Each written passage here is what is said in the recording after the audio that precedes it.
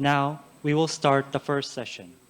네, 그러면 지금부터 제1세션을 시작하도록 하겠습니다. 제1세션의 좌장이신 국립외교원의 김태환 교수님을 환영해 주시기 바랍니다. Thank you very much. 네, 감사합니다. 소개받으신 대로 저는 국립외교원의 김태환 교수입니다. 이번 첫 번째 세션의 좌장 역할을 맡게 되어 무척 영광이고 또 기쁘게 생각합니다. 2021 동북아 평화혁명 포럼의 첫 번째 세션의 좌장을 맡게 되어 무척 기쁘게 생각합니다. 저희를 온라인 또 오프라인에서 함께 해주고 계신 분들께도 감사의 말씀을 드리고 싶습니다. 저희 첫 세션의 주제는 동북아 평화협력의 가능성과 비전입니다. 사실 굉장히 어려운 주제라고 생각합니다. 하지만 좌장으로서 제가 언급을 먼저 하고 싶은 것이 있습니다. 바로 지역 안보 공동체입니다. 굉장히 많은 전문가들, 칸 도이치 박사님께서 1950년대에서도 이런 지역 안보 공동체의 조건에 대해서 말씀을 하셨습니다. 지역 안보 공동체 와 관련해서 일단 공통의 정체성, 가치, 그리고 사회, 문화적, 경제적 의존도가 있어야 한다. 그리고 밀접한 상호 교류가 이루어져야 한다라고 말씀을 하셨습니다. 또한 공동체에 대한 공동의 신념이 있어야 된다라고 했는데요. 다시 말씀드리면 공동체의 일원들은 그들의 분쟁을 평화적인 방법으로 해결을 하고자 하는 의지가 있어야 한다. 그러니까 전쟁이나 이런 갈등의 방식으로 해소하지 않으려는 의지가 구성원들 사이에서 있어야 한다라고 이야기를 했습니다. 그런데 사실 동북아의 현실을 보면 이런 여건, 조건을 만드는 데 있어서도 상당히 갈 길이 멀다고 할 수가 있습니다. 사실 굉장히 많은 장애가 저희 앞에 놓여 있습니다. 걸림돌이 많습니다. 또 여러 가지 차원의 문제들도 도전 과제들이 있습니다. 경제적인 차원, 사회 문화적인 차원, 또 정치적인 차원에서 상당히 많은 도전 과제들이 있습니다. 그래서 이번 세션에서는 이런 여러 가지의 다차원적인 도전 과제들에 초점을 맞추었으면 좋겠습니다. 이러한 과제들을 극복을 해서 어떻게 해서 동북아의 공동체를 구축할 수 있을 것인가에 대해서 이야기를 나눠보겠습니다. 물론 아직 갈 길이 멀고 굉장히 이상적인 목표가 될 수도 있겠지만 이런 이야기를 나누어 보면 좋겠습니다. 그래서 좌장으로서 저희 패널들에게 부탁드리고 싶은 점은 동북아 공동체의 비전을 염두에 두고 발언을 해달라는 것입니다.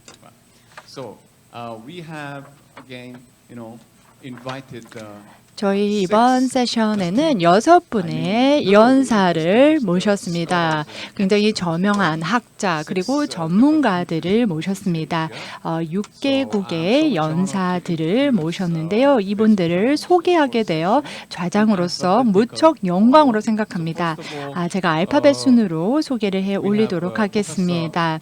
먼저 소개해 드릴 분은요. 앵크 바이갈리 미안바수렌 교수님이십니다. 제가 발음을 제대로 하고 있는지 조금 우려스러운데요. 네네, 제가 발음을 제대로 했다고 합니다. 비안바수렌 교수님께서는 몽골 대통령의 전 보좌관이자 또 몽골 국가안전보장회의 국제전략문제연구소의 전 소장님이십니다. 또 저와 함께 이 자리에 하고 계신 유일한 연사분은 바로 전재성 교수님입니다. 한국 측을 대표해서 이 자리에 나오셨습니다. 올해 같은 경우에는 한국국제정치학회 또 회장으로 새로이 직책을 맡으셨습니다. 그래서 정치 외교 학자로서 최고의 자리에 오르셨다라고 할 수 있을 것 같습니다. 또 모스크바에서는 알렉산더 가부예프 수석 연구원님을 모셨습니다. 가부예프 연구원님께서는 카네기 국제평화기금 모스크바 센터 아시아 태평양 프로그램 수석 연구원님이십니다. 그리고 스테판 하가드 교수님도 모셨습니다.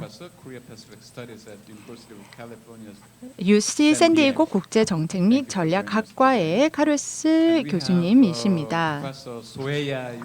또 소에야 요시히데 명예교수님을 모셨습니다.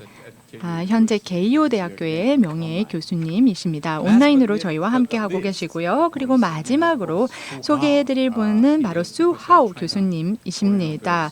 중국 외교학원의 외교학과 학과장 대행이십니다. 제가 저희 패널 분들에게 각각 질문을 드리도록 하겠습니다. 저희가 시간이 많지 않기 때문에 저희 패널 분들에게 조금 간략하게 답변을 부탁드리고 싶습니다. 그래서 제가 질문을 드리면 2, 3분 내로 대답을 해주시면 원활한 진행에 도움이 되겠습니다. 그러면 이제 첫 번째 질문, 저희 모든 패널들에게 드리는 질문입니다. 오늘의 세상에 대한 질문입니다. 저희가 양극 체제냐 다극 체제냐 이런 논란이 굉장히 많고요. 또 더불어서 지금 미중 간 경쟁이 심화되고 있습니다. 또 심화되고 있을 뿐만 아니라 여러 분야로 확장이 되고 있습니다. 군사 안보, 경제, 교역, 기술 분야에서 이제 가치의 영역까지 미중 간의 경쟁이 심화되고 있는 상황입니다. 이 전 세계의 두 강대국이 소위 말하는 이런 전략적 경쟁이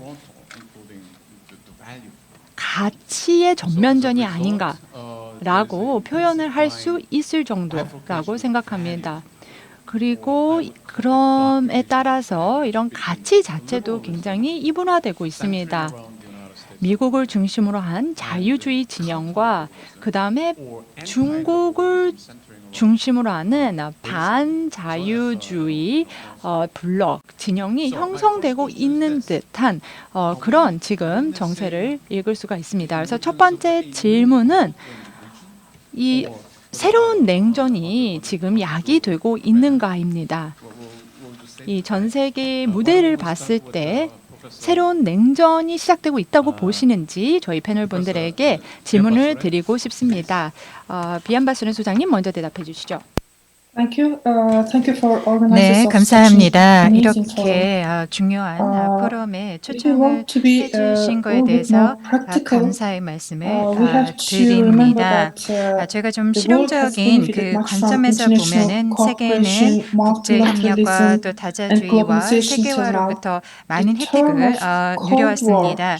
우리가 말하는 그 냉전이라는 것을 과거의 냉전과 동일하게 이해해서는 안 된다라고 생각합니다. 과거의 냉전은 기존의 세계 질서가 존재하지 않는 상황에서 도래가 되었죠.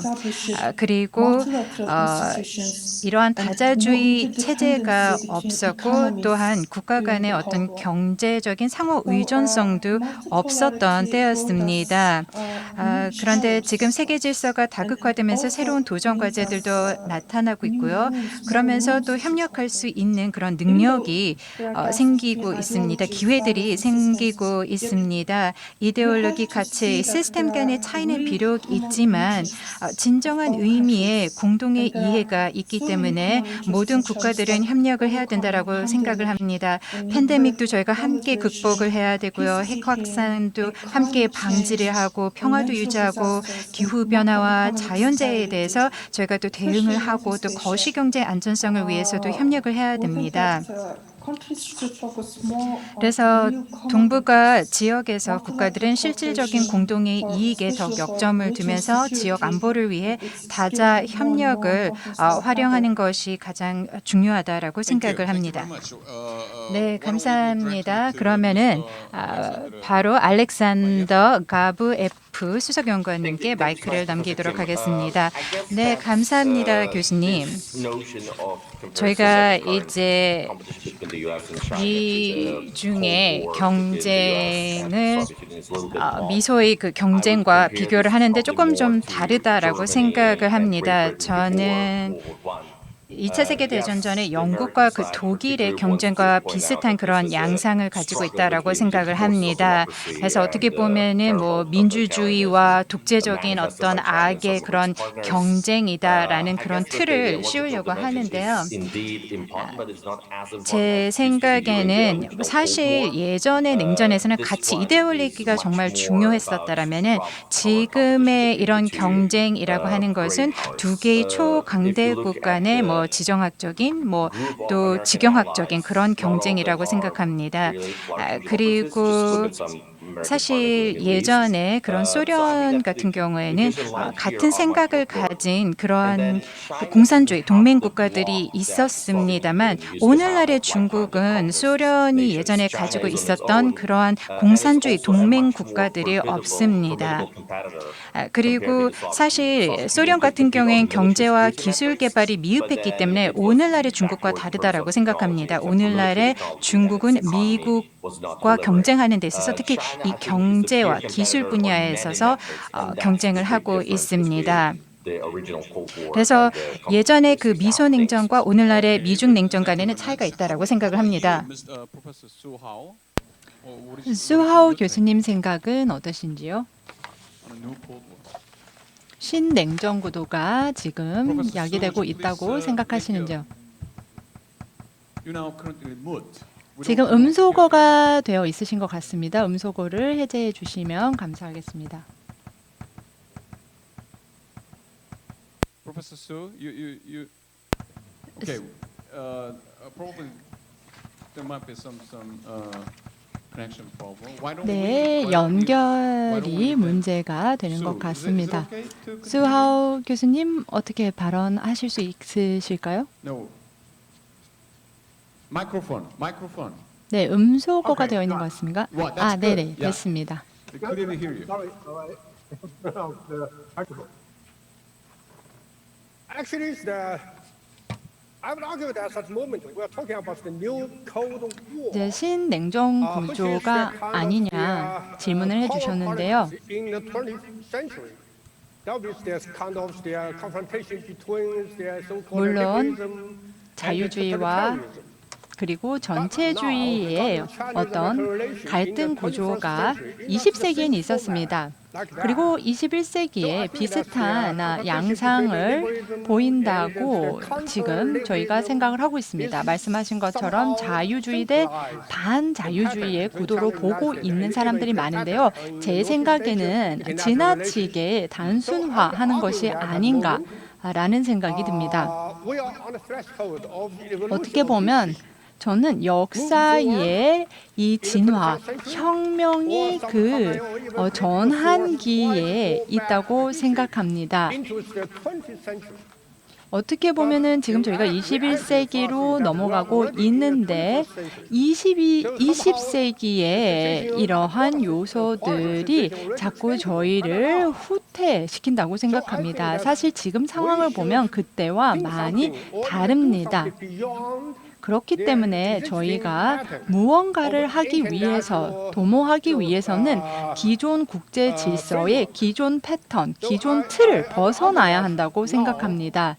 그래서 지금 중국과 미국은 인류의 일부로서 우리 인류로서 함께 소중하게 여기는 자유민주주의 이러한 가치를 소중히 해야 한다고 생각합니다.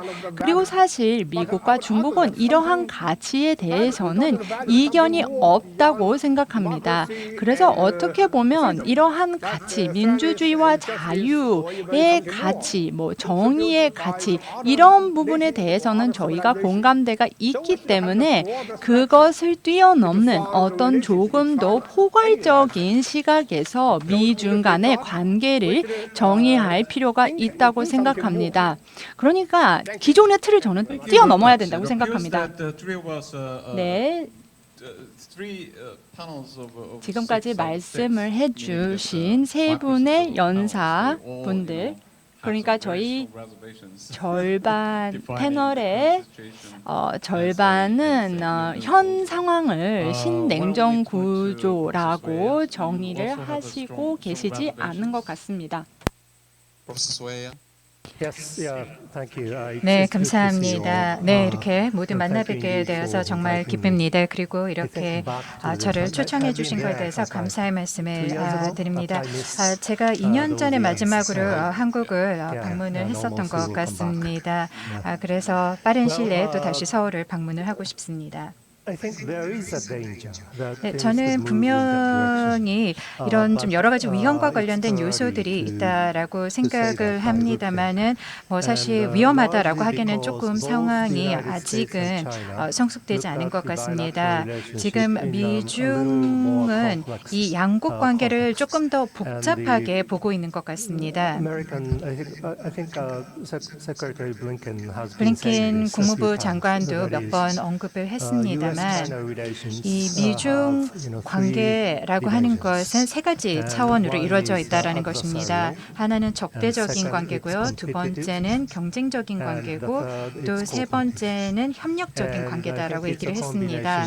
그래서 이러한 여러 가지 요소들이 결합이 되어 있는 것 같습니다.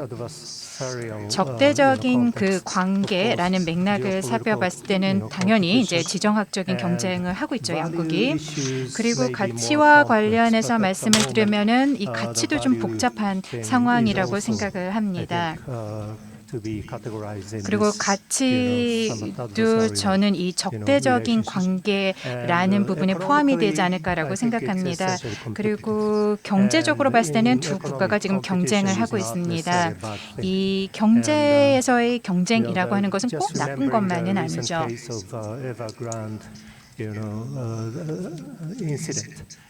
최근에 그 사태들을 보게 되면은 다른 국가들의 어떤 경제 상황에도 영향을 미치고 있다라는 것을 알 수가 있습니다. 그래서 미중과 경제 관계를 가지고 교육하는 국가들에게 또 영향을 미치고 있는 거죠.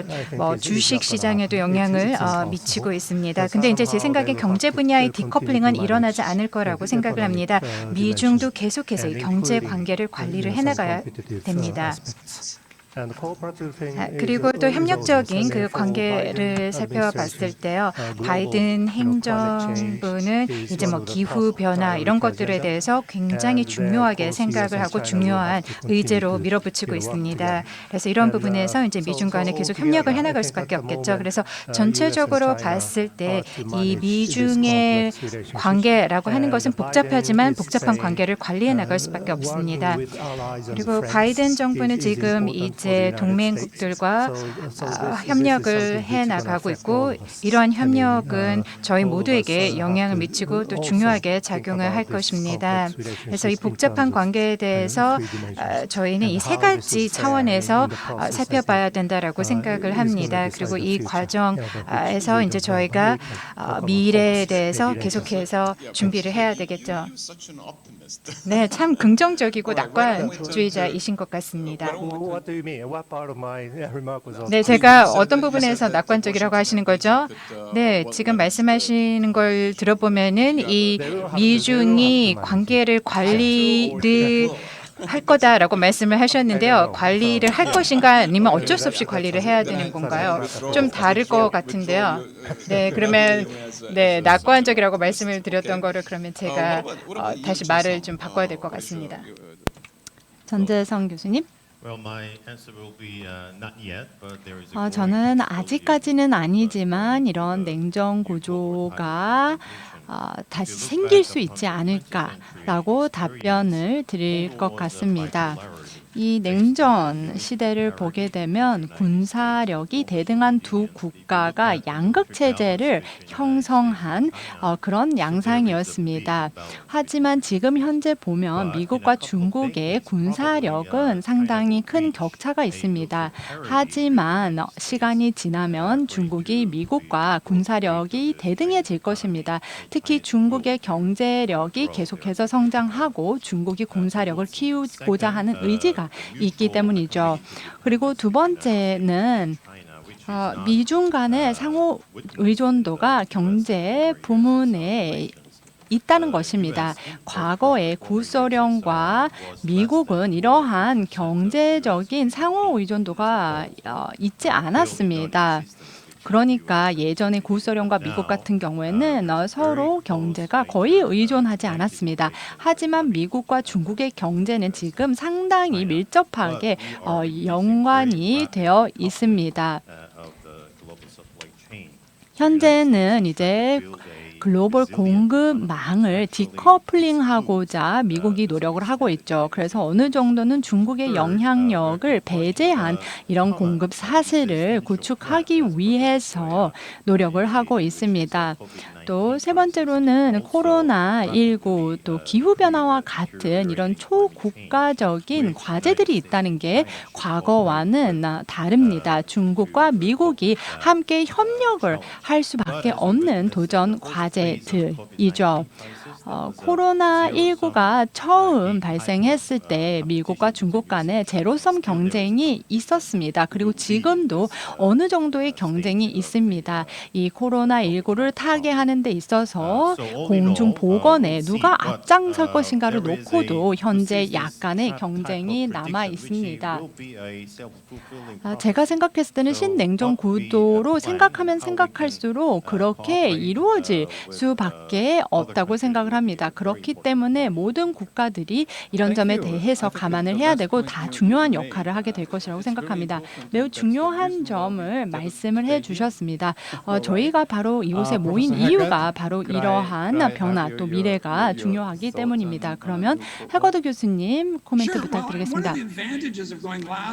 네, 이제 제가 마지막으로 발언을 하는데요. 마지막 발언자의 가장 큰 장점은 앞서서 말씀하신 내용을 제가 요약을 할 수 있다는 것입니다. 모든 분들이 강조한 것이 있는데요. 바로 미중 간의 경제 연결성입니다. 그리고 또 다른 국가들도 중국 경제 영향을 많이 받습니다. 이 구도 자체가 과거 냉전 구도와는 굉장히 다릅니다. 또 지금 현재 디커플링의 노력이 이루어지고는 있습니다만 전면적인 디커플링은 불가능합니다. 너무나 밀접하게 상호 연결이 되어 있기 때문이죠. 제가 좀 반론을 하고 싶은 점이 하나 있는데요. 중국과 미국의 어떤 차이점, 격차를 저희가 과소평가해서는 안 된다는 것입니다. 현실적으로 봤을 때 미중 간의 격차를 인정해야만 저희가 좀 어떤 진솔한 관계를 구축할 수 있을 것이라 생각합니다. 그래서 미국, 중국 그리고 이들의 동맹국들은 이런 상황에서 협력을 할 수 있는 분야를 모색해야 한다는 것입니다. 저희가 특별히 타인을 생각해서라기보다는 바로 공동의 이익을 위해서 그렇습니다. 제가 생각했을 때는 한반도 자체가 그런 협력의 장이 될 수 있다고 생각합니다. 미국, 중국, 러시아 5개 국가가 모두 협력을 할 수 있는 그런 장이 될 수 있는 것이 한반도라고 생각을 합니다. 네, 이런 차이점을 좀 인정을 할 필요가 있다라고 말씀을 해주셨는데요. 저는 그 점이 가장 인상적이었습니다. 그런데 해거드 교수님, 제가 일부러 교수님을 마지막으로 모셨는데요. 제가 추가 질문이 있기 때문입니다. 최근에 저서를 발간하셨습니다. 민주주의 블랙 슬라이딩이라는 책을 펴내셨는데요. 제가 책에 대해서 서평을 쓸 수 있었는데요. 민주주의와 관련된 문헌에 상당한 기여를 한 책이 아닌가 싶습니다. 굉장히 잘 쓰여진 책이라고 생각합니다. 그리고 사용하신 방법론도 굉장히 효과적이라고 생각합니다. 그 책의 내용을 보게 되면 교수님께서는 민주적인 백슬라이딩이라는 것이 후퇴가 정치적인 양극화, 그러니까 민주적 사회에서의 정치적 양극화로 인해서 민주주의가 후퇴됐다라고 말씀을 하시고 계십니다. 그런데 바이든 행정부가 취임을 하고 나서 지금 사용하고 있는 프레임워크 자체가 민주주의 대 전체주의의 프레임입니다. 아마 중국의 부상을 견제하기 위해서 이러한 프레임을 사용하고 있는 것 같습니다. 그래서 제가 질문을 드리고 싶은 부분은요.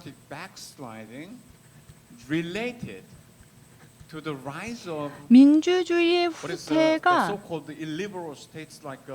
얼마나 중국과 러시아와 같은 소위 비자유적인 국가의 부상과 관련이 있는가입니다.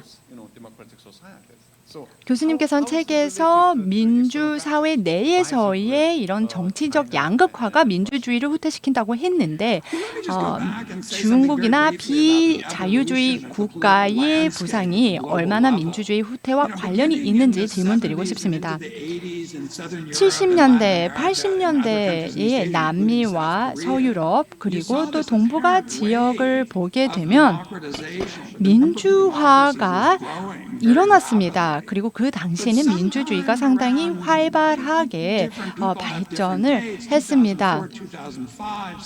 그런데 2004년, 2005년에 보면 민주주의가 어떻게 보면 최고점에 이르게 됩니다. 그러다 보니 미국의 시각에서 봤을 때는 좀 전체주의적인 체제들이 등장하게 됩니다.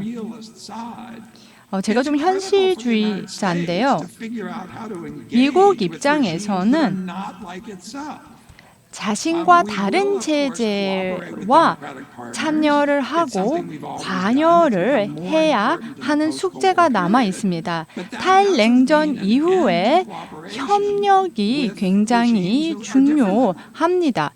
그 협력에는 체제가 다른 국가와의 협력도 필요하다는 것입니다. 그래서 아까 말씀드린 대로 공동의 이익을 적극적으로 찾아 나서서 협력을 할 수 있는 분야를 적극적으로 모색하는 것이 그렇기 때문에 굉장히 중요합니다.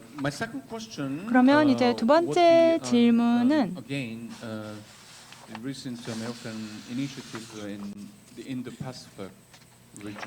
미국의 인도 태평양 전략과 관련된 것인데요. 그리고 지금 쿼드도 있죠. 또 최근에는 지난달에는 오크스가 발족이 되었습니다. 군사적 파트너십이죠. 영국과 호주와 미국 간의 군사적 파트너십 오크스가 발족이 되었습니다. 이 파트너십의 초점은 호주에 대한 지원입니다. 그래서 핵 발사 잠수함을 개발하는 데 지원을 하겠다라는 내용이 들어있는 것으로 알고 있습니다. 물론 이러한 어떤 이니시티브의 장점과 단점이 분명히 있을 것입니다. 오커스와 관련해서는 조금 우려가 제기되고 있습니다. 결국 오커스 같은 것들이 많이 발생하면 군비 경쟁이 심화될 것이라는 것이죠.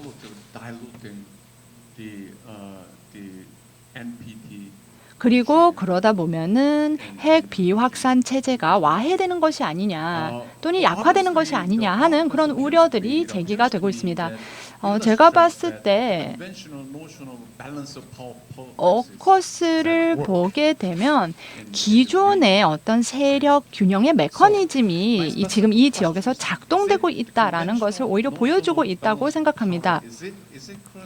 이런 기존의 세력 균형 메커니즘이 아직까지도 국가들이 사용을 할 수 있는 평화를 유지할 수 있는 유일한 방법이냐? 그리고 이런 것이 지역 안보 공동체 구축과 함께 갈 수 있는 것이냐? 이 부분에 대해서 질문을 드리고 싶습니다. 그러면 이제 반대로 진행을 해보겠습니다. 해거드 교수님 먼저 질문에 답변을 부탁드리겠습니다. 이제 제가 굉장히 어려운 자리인데요. 첫 번째로 답변을 드리도록 하겠습니다. 저는 인도 태평양 전략이 미국이 동북아시아에서 펴낸 그랜드 스트래터지 대전략과 크게 다르지 않다고 생각합니다. 미국은 항상 이 지역에서 해양 세력을 유지하고 또 동맹국들과의 관계를 견고하게 하기 위해서 노력을 해왔습니다. 인도 태평양 전략이라는 것은 지금처럼 미국이 해온 이런 전략을 확대했을 뿐입니다. 새로운 파트너들과 관계를 심화할 뿐입니다. 그런데 제가 인도 태평양 전략에 대해서 드리고 싶은 말씀은 이 인도 태평양 전략이 미국이 동맹국들에게 주문을 한 것이 아니라는 것입니다. 미국이 해당 국가들, 파트너 국가들을 강제로 이러한 메커니즘이나 체제에 끌어들일 수는 없습니다. 이 국가들도 중국의 부상으로 인해서 계산이 복잡해진 거라고 보실 수가 있습니다. 예전만큼 중국을 그저 두고 볼 수 없는 것입니다. 중국의 부상은 대단히 놀라운 것입니다. 하지만 그것이 위협적인 것도 사실입니다. 그렇기 때문에 이 지역의 국가들도 새로운 전략을 구사하는 것일 뿐입니다. 그래서 좀 더 광범위한 맥락에서 살펴봐야 할 필요가 있다고 생각합니다. 수하오 교수님께서는 어떻게 생각하시는지요? Could we have your answer? Would you please focus on particularly the AUKUS? 오커스에 대해서 조금 집중적으로 말씀을 해주시기를 부탁드리겠습니다. 지난 20년간 동북아 지역을 보게 되면 새로운 지역 협력 노력들이 많이 있었다고 생각을 합니다. 그런데 지난 5년간 보면 분위기가 좀 바뀌었습니다. 방향이 조금 바뀌었습니다. 오커스나 쿼드가 그것을 대변한다고 생각합니다. 어떻게 보면 오커스나 쿼드는 새로운 포맷을 제시하고 있습니다. 그리고 이러한 새로운 포맷이 어떻게 보면 이 지역의 구도를 좀 다변화시키고 있습니다. 지난 20년간 지역 협력을 계속해왔습니다. 아세안 플러스 3, 아세안 플러스 1 이런 여러 가지 포맷이 있었습니다. 그리고 한중일 3국 협력 사무국 같은 것도 생겨났습니다.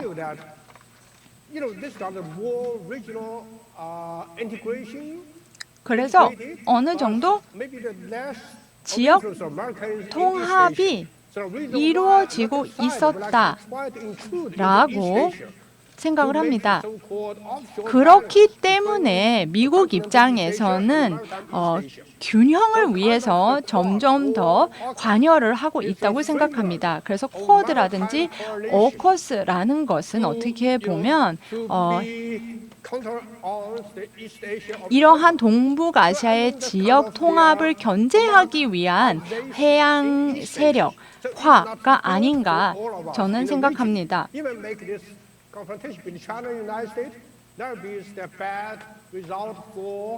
미중 간 갈등은 동북아 지역의 많은 국가들에게 전혀 도움이 되지 않습니다.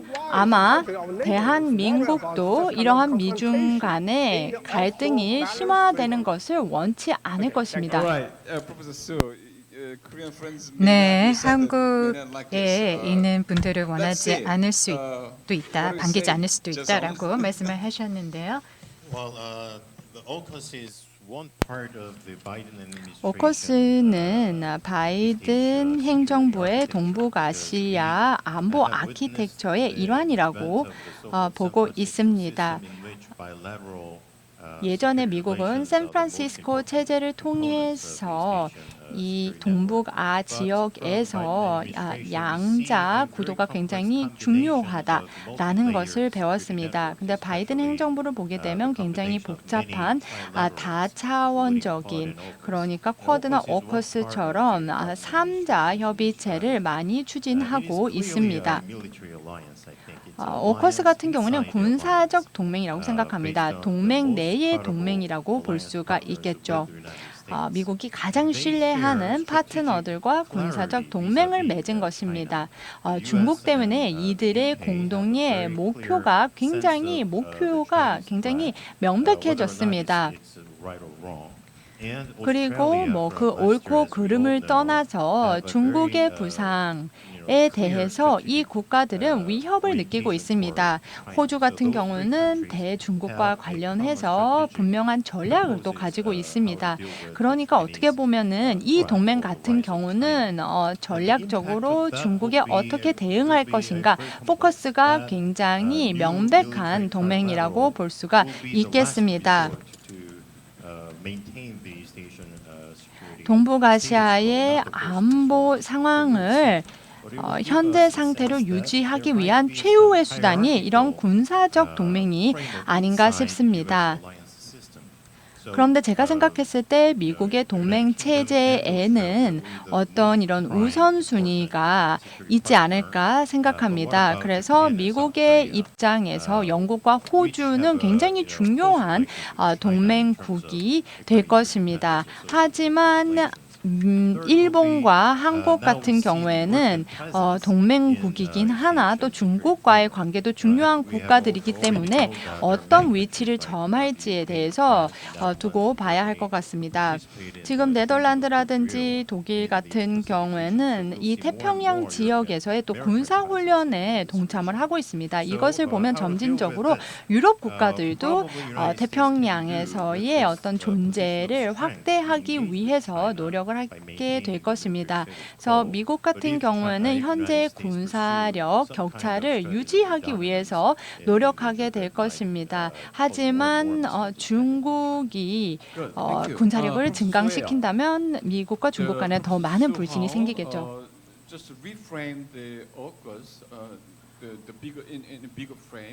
오커스를 조금 더 저희가 광범위한 맥락에서 설명을 해주셨습니다. 대륙의 동아시아대, 그러니까 중국뿐만이 아니라 동아시아대, 미국의 해양 세력의 이런 갈등 구조를 설명을 하셨는데요. 동의를 하시나요?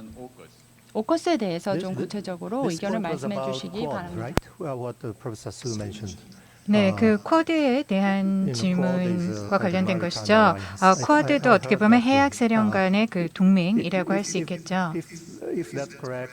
네, 만약에 저희가 이제 먼저 인도 태평양에 대해서 말씀을 드리면요, 특히 쿼드의 그 지도자들이 워싱턴에 모여서 했던 이야기를 들어보면은 굉장히 포괄적인 의제를 다뤘습니다. 그래서 저도 해거드 교수님의 말씀에 어느 정도 동의를 하는데요. 사실 기존의 어떤 관행에서 우리가 크게 벗어나지 않았다라고 생각합니다. 미국의 어떤 대외 전략이나 정책이 크게 변하지 않았다라고 생각을 하고요.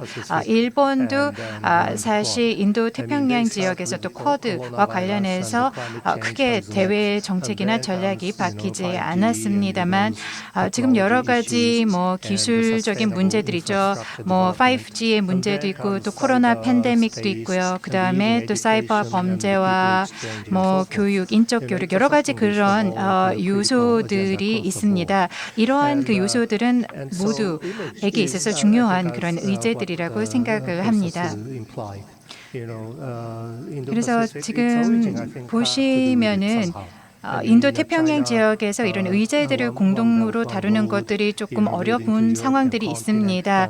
일단 중국 같은 경우에는 1대1로를 추진을 하고 있고요. 그래서 실크로드를 연결하고 또 해양 실크로드를 연결을 하려고 있습니다. 그래서 어찌 보면은 중국의 그런 이니셔티브 프로세스에 대해서 영내 국가들이 조금 다른 관점을 가지고 있지 않았나라고 생각을 합니다.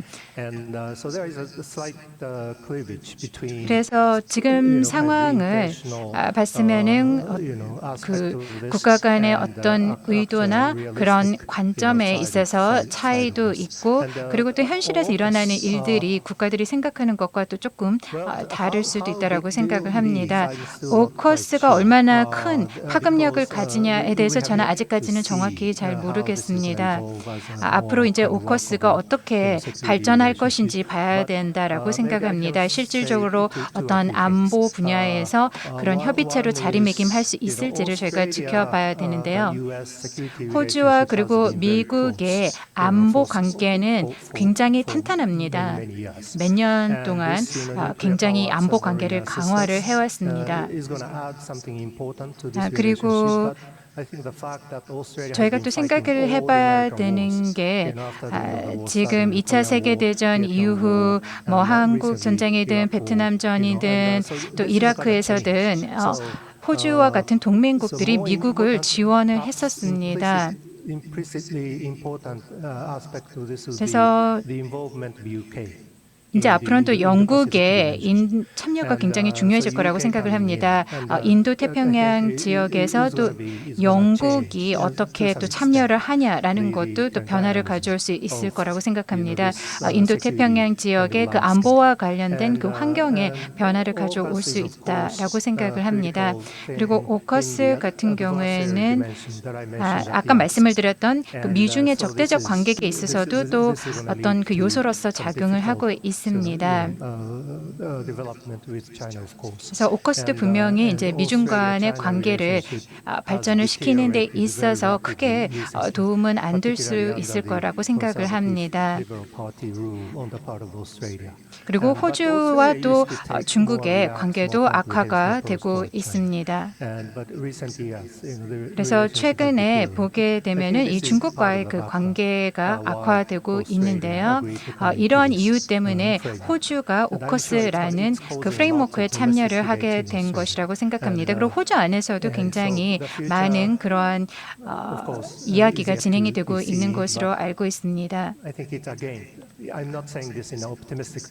제가 긍정적으로, 낙관적으로 말씀을 드리는 것은 아닙니다만 아직까지는 이 오커스가 실질적인 어떤 군사, 동맹 체제로 발전할지는 저희가 판단하기엔 좀 시기상조라고 생각을 합니다. 네. 아주 그 친절한 설명 감사드립니다. 네, 그러면은 미안 바스렌 소장님 오커스에 대해서 어떻게 생각을 하시는지요?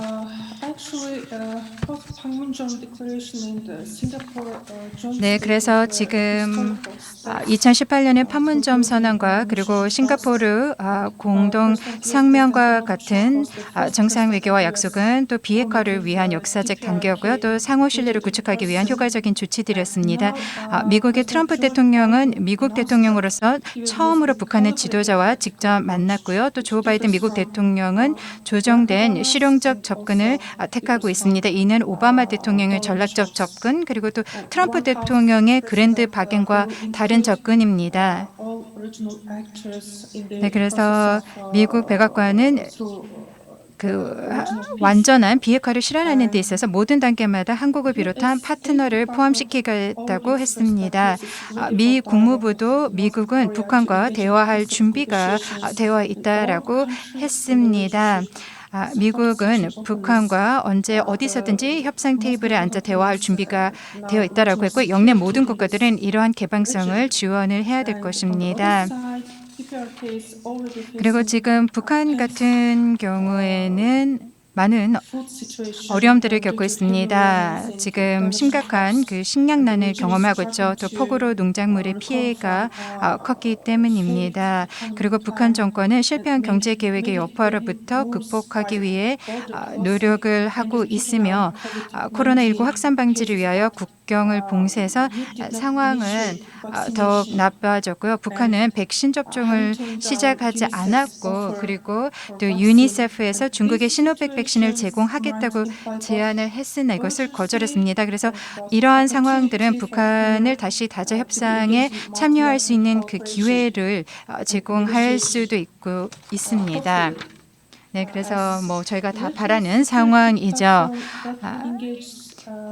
사실 이 북한이 참여하는 그 안보 플랫폼이 바로 울란바토르 대화인데요. 울란바토르 대화가 바로 이러한 지역의 안보를 구축하는 데 있어서 평화를 구축하는 데 있어서 기여를 할 수 있다고 생각합니다. 영내 모든 국가들이 1.5 트랙을 통해서 광범위하게 또는 적극적으로 이 울란바토르 대화에 참여를 할 수가 있는데요. 울란바토르 대화는 2020년과 2021년에 중단이 되었죠. 뭐 코로나 팬데믹으로 인해서 이제 국경이 봉쇄가 되고 또 이동하기가 어려워졌기 때문입니다.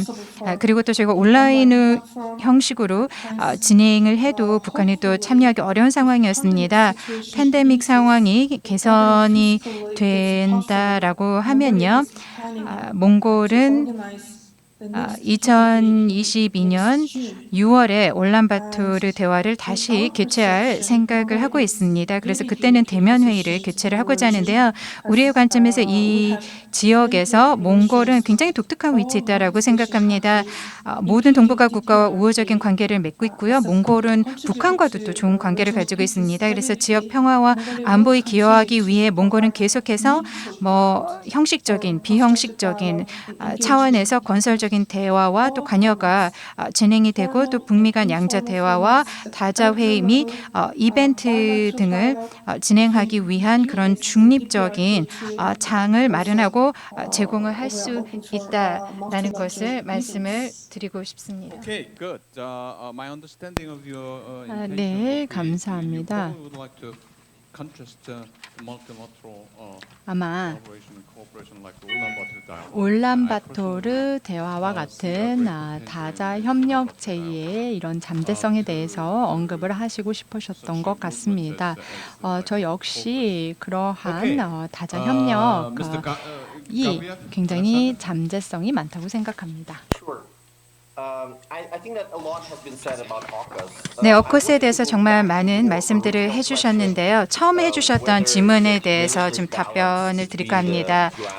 미국과 그리고 중국 간의 이제 군사력의 어떤 그 균형점에 대해서 말씀을 해주셨고요. 그다음에 저희가 이제 이 지역에서 어떤 안보 체계를 구축할 수 있을까에 대한 이야기를 해주셨는데요.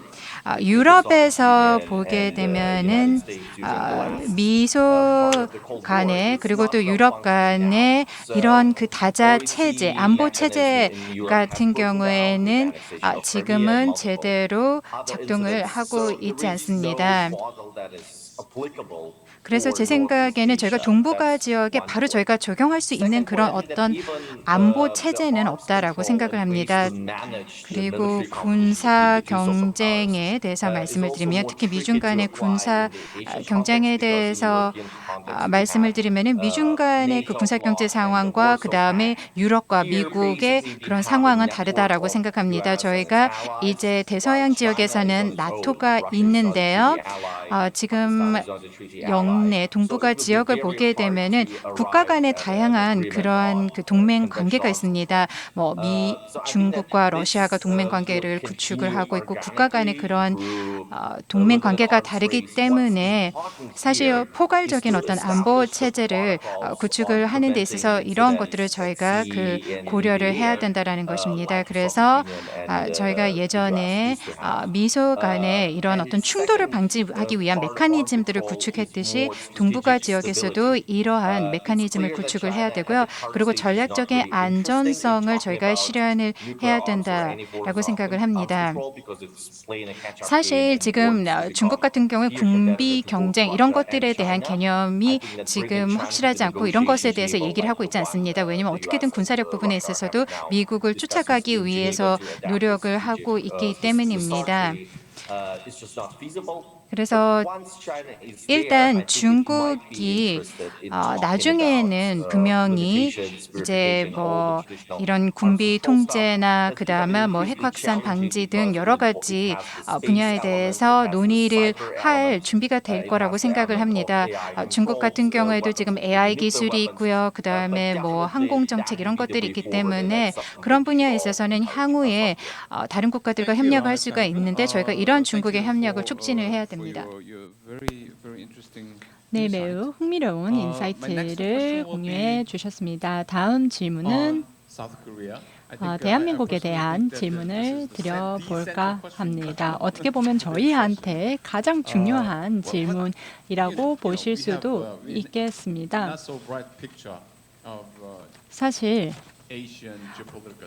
아시아의 지정학적인 현황에 대해서 다소 비관적인 그런 시각을 저희가 가지고 있는 것 같습니다. 이 지역에 지정학적인 경쟁이 있고 그 다음에 민족주의도 부상하고 있습니다. 또 코로나 팬데믹도 현재 계속 진행 중입니다. 이러한 맥락에서 대한민국은 어떤 역할을 해야 할까요? 강대국들의 경쟁을 해소하고 또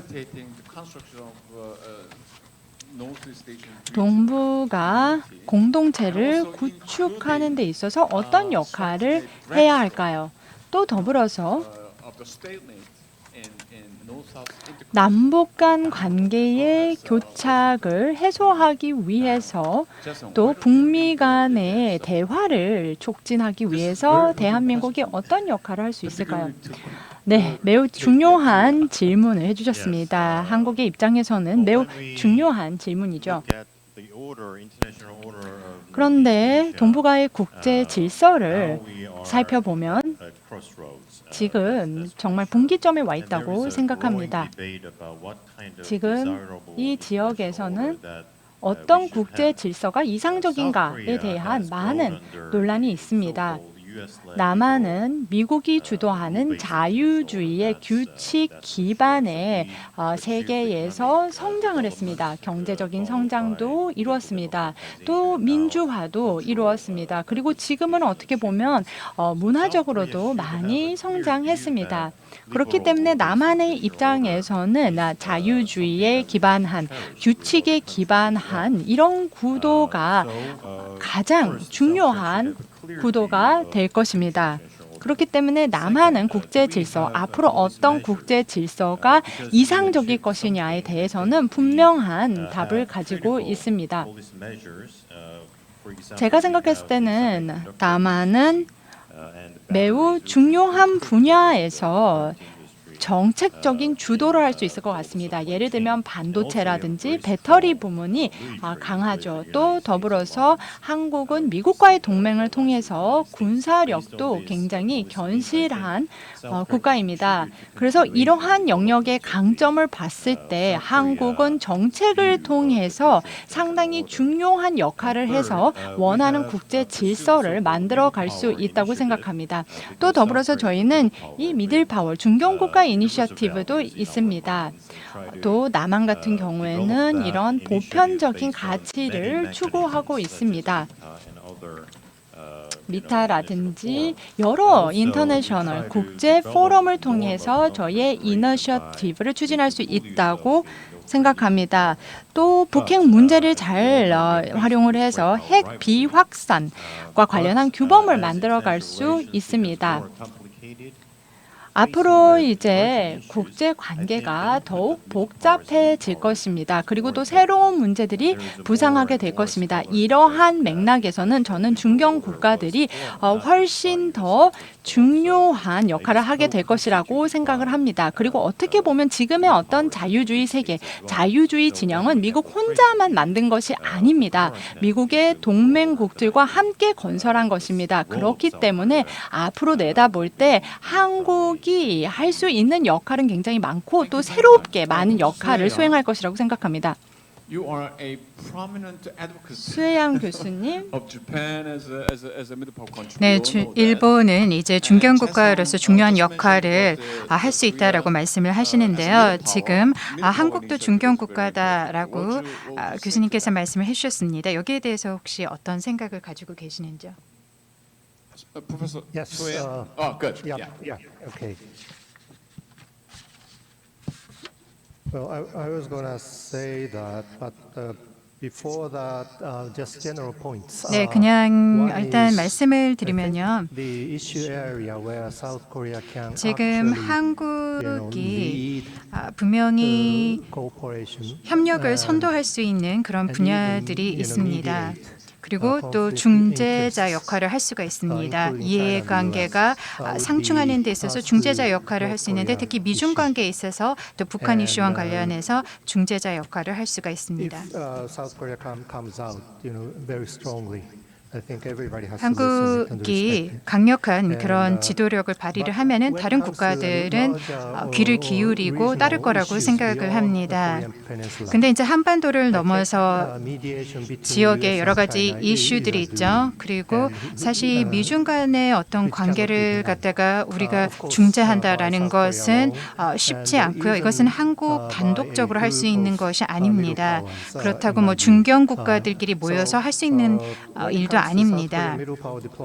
한국의 중견 국가로서의 그 외교력을 생각했을 때 한국은 굉장히 이 세계적인 어떤 그 관점 입장에서 이 외교력을 전개하고 있다라는 것을 알고 있습니다. 그리고 한국은 국제 무대에 있어서 점차 더 중요한 역할을 하고 있고 굉장히 세계적인 관점에서 이런 글로벌 이슈들을 접근을 하고 있습니다. 근데 저는 이러한 관점을 영내 문제를 해결하는 데에도 적용을 해야 된다라고 생각합니다.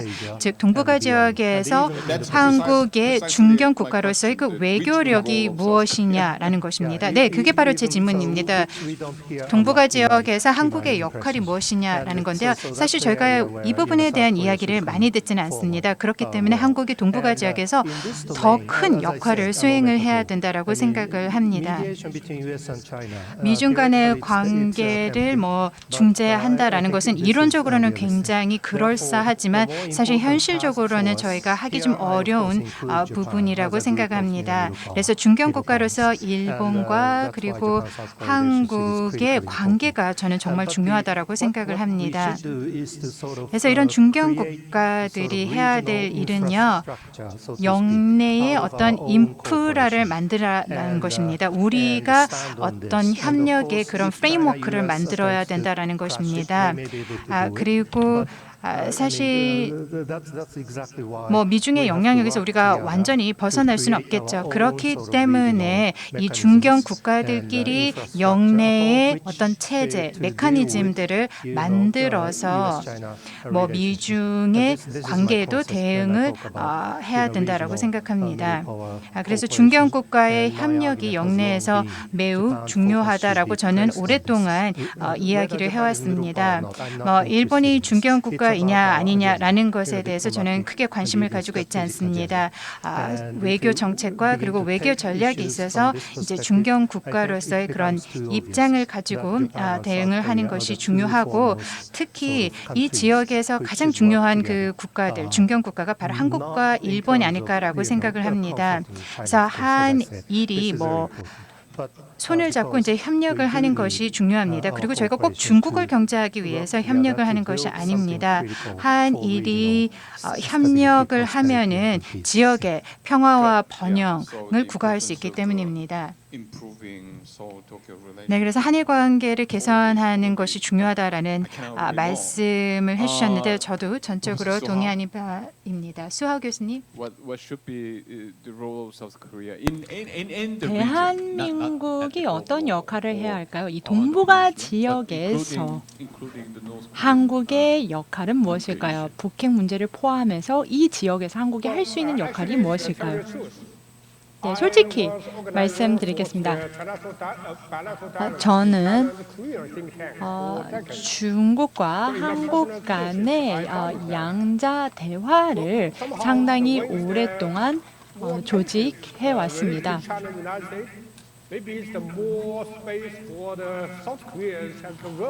미중 간의 경쟁이 심화되면서 아마도 대한민국이 교량 역할을 할 수 있다고 생각하고 그 교량으로서 동북아 지역에서도 더 많은 역할을 수행할 수 있다고 생각합니다.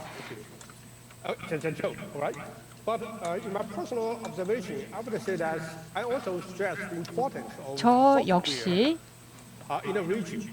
대한민국이 동북아 지역에서 할 수 있는 역할이 굉장히 크다고 생각합니다. 아까 말씀드렸다시피 미중 간의 교량 역할을 할 수 있다고 생각합니다. 한국은 미국의 동맹 국가이고 또 중국의 전략적 파트너십입니다. 그러한 위치를 이용해서 양쪽의 소통을 원활하게 해줄 수 있는 역할을 할 수 있습니다. 두 번째는 중국과 미국과 한국은 상당히 많은 공통점을 또 가지고 있습니다. 특히 북한 문제와 관련해서는 공감대가 형성이 있다고 생각합니다. 협상을 통해서 내지는 압박을 통해서 북한이 북핵을 포기하기를 원하고 있습니다. 그러니까 세 국가 모두 비핵화를 원한다는 그런 공통점이 있습니다. 그래서 제 생각에는 대한민국의 북핵 문제와 관련해서도 미국과 중국에 있어서 더 중요한 역할을 할 수 있다고 생각합니다. 그리고 더불어서 한국이 어떻게 보면 자주적인 통일을 위해서도 할 수 있는 역할이 크다고 생각합니다.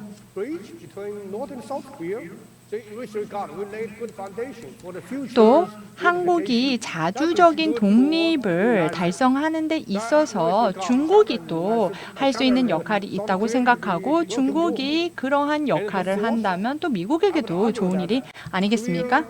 그리고 네 번째는 한국과 중국이 동북아 지역에 있는 같은 문화권에 있는 국가로서 공통점이 많다고 생각합니다. 그래서 이러한 맥락에서 살펴보게 되면 한국이 동북아시아와 이 서양 문명 간의 또 교량 역할을 할 수 있다고 생각합니다.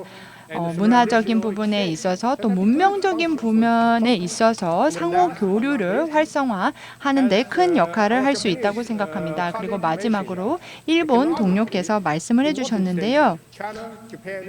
경제적으로 한중일이 생산 사슬도 가지고 있고 가치 사슬도 있고 또 공급 사슬도 보유하고 있습니다.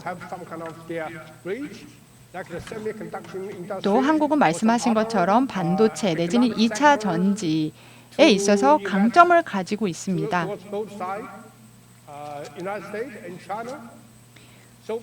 그리고 그렇기 때문에 미국과 중국을 포함한 경제적인 통합을 이끄는 데 있어서도 중요한 역할을 할 수 있을 거라고 생각합니다. 그래서 앞으로 한국이 보다 기능적이고 또 긍정적인 역할을 하기를 기대해 봅니다.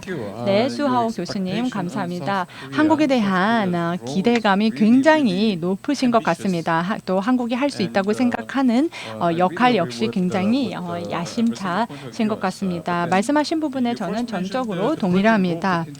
첫 번째로 말씀하신 것이 한국이 미중 간 교량 역할을 할 수 있다라는 것이었는데요. 수혜야 교수님께서는 그러한 역할이 조금 비현실적이지 않나라고 말씀을 하셨는데요. 그렇다면 하호 교수님께서는 어떻게 생각하시는지요?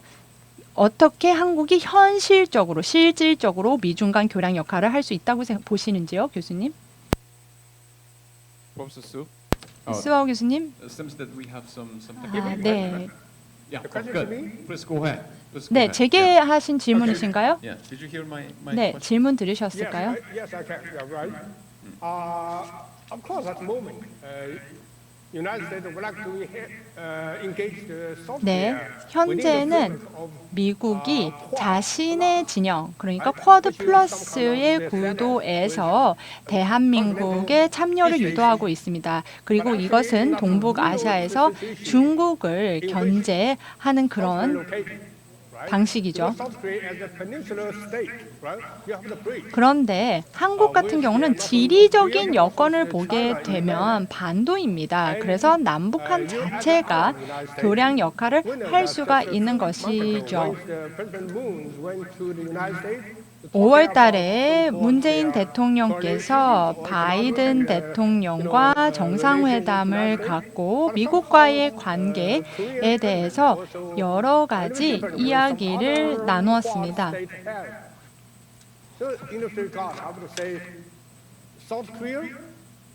그래서 제가 생각했을 때는 아까 말씀드린 것처럼 한국이 현실적으로 조금 더 기능적인 역할을 할 수 있을 것 같습니다. 그러니까 한국이 동남아시아, 동북아 지역에서의 여러 가지 이슈들에 대해서 조금 더 미국이 관심을 두게 하거나 이런 어떤 이 지역의 입장을 좀 더 분명하게 전달을 할 수 있는 역할을 할 수 있을 것 같습니다.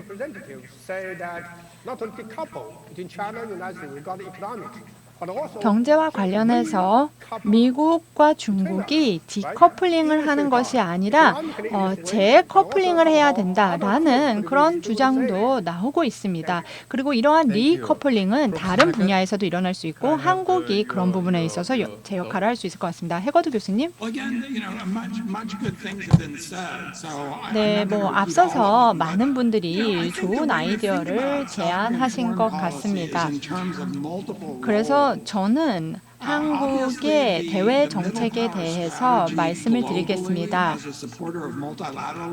한국은 다자주의를 옹호하는 국가로서 중견 국가로서 많은 역할을 할 수 있습니다. 그런데 저는 중국인 그리고 일본인 동료가 하신 말씀에 조금 반대 의견을 가지고 있습니다. 말씀하신 그러한 역할을 수행하기는 조금 어려운 상황이 아닌가라는 개인적인 의견을 가지고 있습니다. 예를 들면 2+2 공동성명을 살펴보겠습니다. 일본과 중국과 2+2 회의를 개최했는데 결국 같은 이슈를 다루면서도 그 문구는 굉장히 달랐습니다. 왜냐하면 한국이 중립적인 위치를 점하려고 했기 때문입니다.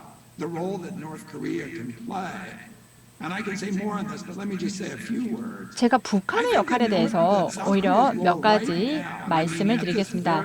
지금 이 순간 대한민국의 역할은 북핵 문제 해결에 앞장서는 것입니다. 바이든 행정부는 북한과 조건 없이 대화를 할 의지가 있다라고 발표를 했고 북핵 문제와 관련해서 점진적으로 추진할 것이다라고 했는데 북한이 전혀 관심이 없습니다. 있습니다. 그런데 북한은 현재는 남한과의 대화에 있어서는 조금 개방적인 것 같습니다. 그래서 제 의견을 말씀을 드리면 문재인 대통령께서 추구하고 싶으신 것을 추구하게 좀 재량권을 줘야 될 것 같다는 것입니다. 그래서 문재인 대통령이 끌고 나가고자 하는 방향을 한번 해봄직하다고 생각합니다. 그렇게 해서 한국이 조금 더 주도적인 역할을 하고 미국이 좀 따라오게 하는 것도 좋을 것 같습니다. 어떻게 보면은 이 동북아 지역에 이 해당 당사국들이 조금 더 주도권을 가질 수 있도록 하는 것이 중요하다고 생각합니다. 또 해거드 교수님, 한국이 조금 더 어떻게 보면 주도권을 가져야 된다라고 말씀을 해주셨는데 조금 구체적으로 말씀을 해주실 수 있을까요? 저는 미국에서의 이런 논란이 굉장히 이상하다고 생각합니다. 문재인 대통령이 북한에 너무 유하다고 비난을 받는데 저는 도저히 그게 보이질 않습니다. 북한의 관여를 계속 유도를 하고 있지만 계속해서 제재를 가하고 있습니다. 사실 문재인 대통령께서 원하는 바는 제재가 아닌데도 불구하고 제재를 가하고 있습니다. 그러니까 남한이 좀 주도적으로 신박한 해결책을 제시를 하고 그것을 이 동맹국들이 지원을 해줘야 한다고 생각합니다. 지금 계속해서 인도적 지원에 대한 언급이 나오는데 북한은 인도적 지원의 수혜자라는 그러한 이미지를 굉장히 싫어합니다. 그렇기 때문에 문재인 대통령이 원하는 대로 바이오 기술이라든지 뭐 철도 사업이라든지 이런 협력 사업을 추진하도록 지원을 일단 해주는 것이 중요합니다. 그렇게 해서 상황이 어떻게 풀어나가는지 좀 지켜볼 필요가 있다라고 생각합니다. 그래서 문재인 정부가 임기가 얼마 안 남아 있는데 조금 리스크 테이킹을 해서 북핵 문제 해결을 시도해야 되지 않을까 싶습니다. 네, 저도 방금 말씀하신 부분에 대해서 동의를 하는 바입니다. 그렇다면 구바예프 소장님. I'm sorry. 네, 가비에프 소장님, 제가 발음을 잘 못한 것 같은데요. 네, What is your expectation 가브에프 소장님, 한국의 역할이 무엇일까요? 이 지역에서. 네, 저희가 오늘 참 많은 이야기를 나눈 것 같은데요. 한 가지 저희가 놓친 것이 바로 지경학적인 그런 관계인 것 같습니다. 저희가 뭐 초강대국 간의 어떤 안보 경쟁, 긴장 상태에 대해서 얘기를 했고 또 뭐 북한과 관련해서도 얘기를 했었습니다. 그래서 지금 여러 가지 뭐 영내 위기가 있다라고 이야기를 했는데요. 지금 새로운 그런 놈들이 도입이 되고 있습니다. 중국 같은 경우에는 APTPP에 가입을 한다라고 얘기를 했고요. 그리고 또 RCEP에도 가입을 했습니다. 한국 같은 경우에는요, 이 어떻게 보면은 물류망과 이동통신망의 가장 핵심에 있다라고 생각을 합니다. 가장 혁신적이면서 이런 분야에 있어서 앞서 나가는 경제입니다. 그렇기 때문에 이 영내 국가 간의 상호 의존성을 제고하는 데 기여를 하고 또 초강대국 간의 어떤 이런 그 관계를 강화하는 데 있어서 더 기여를 할 수 있다라고 생각을 합니다. 그래서 경제적인 측면에 있어서 더 중요한 역할을 할 수 있다라고 생각을 합니다. 네, 그러면은 비암수렌 소장님, 한국의 역할에 대해서 어떻게 생각을 하시나요? 네, 최근에 저희가 긍정적인 변화들을 많이 보고 있다라고 생각을 합니다.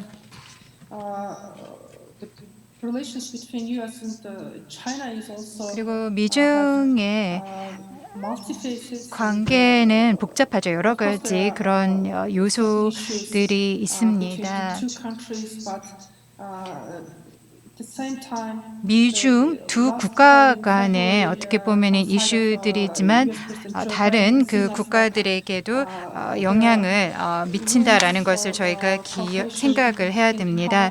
그리고 또 올해 2월 미국의 조 바이든 대통령은 또 중국의 시진핑 주석과 회담을 가졌습니다. 그래서 뭐 기후변화나 무기 확산 방지 분야에서 협력을 하고 싶다라고 얘기를 했었습니다.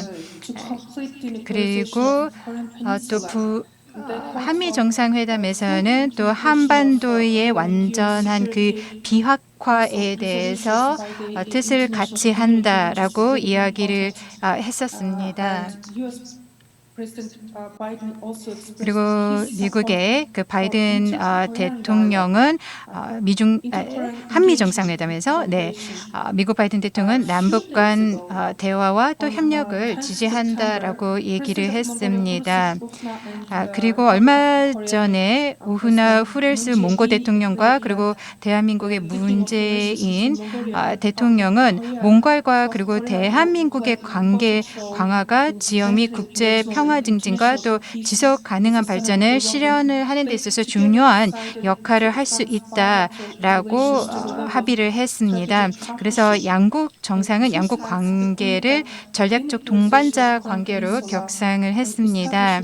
그래서 한반도의 비핵화와 또 항구적인 그런 평화를 구축을 하는 데 있어서 대화가 중요하다라고 이야기를 했습니다. 양국 정상은 남북 간의 대화와 그리고 협력이 중요하다라고 말씀을 해주셨고요. 그리고 또 동북아와 한반도의 그런 상호 관심 사안에 대해 의견을 나누고 또 지역의 평화, 안보, 번영을 위해서 함께 협력하겠다라고 약속을 했습니다. 그리고 한국은 동북아 안보 구축을 위한 울란바토르 대화를 지지했고 이니셔티브의 틀에서 계속 적극적으로 활동할 것이라고 또 약속을 했습니다. 몽골은 얼마 전 국내에서 재원을 마련하여 몽골을 가로지르는 416km에 달하는 횡단 철도망을 구축을 했습니다. 그리고 이 철도망은 몽골의 그 동부 지역과 중국, 러시아 등을 연결을 하게 될 것입니다. 그래서 중국의 그리고 러시아와 그리고 몽골의 주요 항만과 주요 요충지를 연결을 하게 될 것입니다. 그리고 이 철도망은 또 나중에 북한과 또 한국으로도 연결이 될 수 있겠죠. 지금 이 철도망으로 인해서 몽골 동부 지역에서 37개의 광산이 개발될 것이고요. 또 석탄 운송이 증가하게 될 것입니다. 환적 운송망을 확장하여 경제 회랑과 그리고 또 1대1로 이니셔티브를 지원을 하게 될 텐데요. 저희의 이 철도망 건설 사업은 한국의 신북방 정책과도 그 궤를 같이 한다라고 생각을 합니다. 그래서 타반 톨고 그룹의 광산에서의 그 생산량이 2~3배 증가하여 원료탄과 연료탄을 3천만 톤 이제 수출할 수 있게 되었고요. 몽골은 운송 비용을 줄이고 또 토양 오염 및 공해를 크게 줄일 수 있게 될 것입니다. 그래서 이 철도망이 내년 7월부터 이제 사용을 할 수 있게 되는데요. 제가 한 가지만 더 말씀을 드리도록 하겠습니다. 2019년에 몽골의 할트마 바트톨가 전 대통령은 6개국이 참여하는 그 조직의 수립을 장려를 했었습니다. 공동의 책임을 가지고 성공적으로 동북 아시아 6개국이 이제 슈퍼 그리드 프로젝트를 이행할 것을 촉구를 했었습니다. 그래서 이러한 동북 아시아의 어떤 슈퍼 그리드 프로젝트를 진행을 하게 된다라고 하면은 분명히 영내 국가 간의 협력을 증진을 하는 데 도움이 될 것이라고 생각을 합니다. 그래서 이러한 것을 프로젝트를 기반으로 다양한 분야에서의 또 협력을 제고할 수가 있습니다. 네, 아주 구체적인 그 협력안을 제시를 해주셨습니다. 분명히 한국과 그리고 몽골이 앞으로 계속해서 이제 협력을 강화해 나갈 수 있겠죠. 울란바토르 대화를 통해서뿐만 아니라 방금 말씀하신 이런 철도망 또 사업을 통해서도 협력을 강화할 수 있겠죠. 지금 한국 정부도 또 이러한 철도망 네트워크 또 영내 사업에 대해서도 관심을 가지고 있습니다. 저희 온라인 시청자로부터 질문을 받았는데요. 두 개를 제가 전달해 드리도록 하겠습니다. 케빈 팅고니 님이 해주신 질문이십니다. 제 생각에 국제 정치학을 공부하는 학생인 것 같은데요. 질문을 보니 그런 것 같습니다. International politics 스테이플러에 대한 얘기가 나오는데 or multipolarity. 양극 체제가 더 안정적인지 다극 체제가 더 안정적인지 질문을 해주셨습니다. 모든 패널 분들께 질문을 하는 것은 아닙니다. 답변을 해주고 싶으신 분이 답변을 하시면 되겠습니다. 그래서 단극 체제가 더 안정적이냐, 양극 체제가 더 안정적이냐 질문을 해주셨습니다. 두 번째 질문은 박성환님이 해주셨습니다.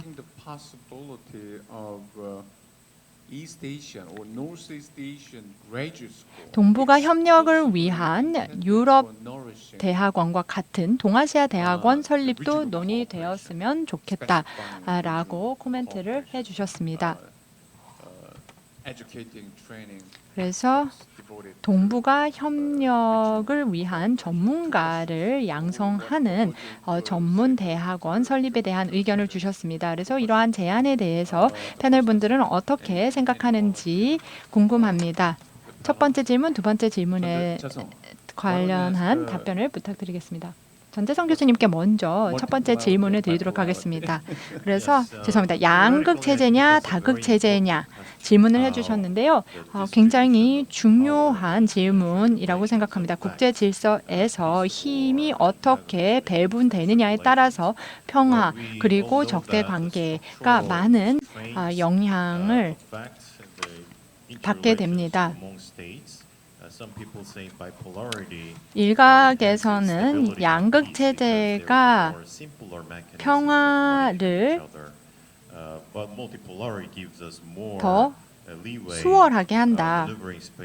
왜냐하면은 굉장히 분명한 상태이기 때문이죠. 근데 다극 체제 같은 경우에는 많은 국가들의 운신의 폭이 있기 때문에 평화를 달성하기가 더 쉽다라고 말하는 분들도 있는데요. 제가 생각했을 때는 프로세스 그리고 제도가 중요하다고 생각합니다. 그래서 공동의 문제가 있고 각자 처한 상황이 다르다라고 한다면 여러 제도와 여러 기관을 통해서 저희가 협력을 도모할 수 있겠습니다. 그래서 지금 현재 저희 같은 경우에는 공동의 문제에 직면해 있죠. 그래서 힘의 배분과 상관없이 이러한 공동의 도전 과제는 다자적인 여러 기구를 통해서 저희가 협력을 할 수 있다고 생각합니다. 그래서 구조적인 부분도 중요하지만 프로세스 그리고 제도도 똑같이 중요하다고 생각합니다. 네, 다른 분들 혹시 첨언하고 싶으신 분들이 있으실까요? 수하오 교수님. 네, 마이크를 켜주시기 바랍니다.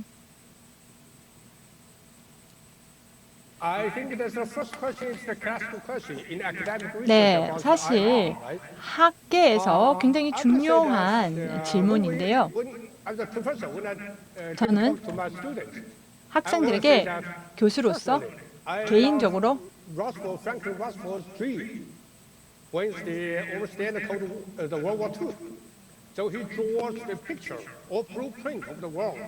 (2차 세계대전의) 한 분이 이 세계와 관련된 청사진을 그렸었는데요.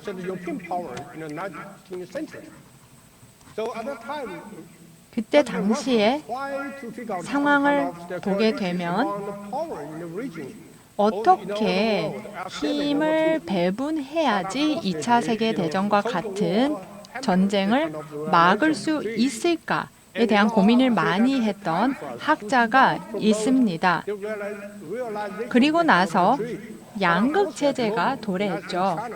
냉전 시기예요.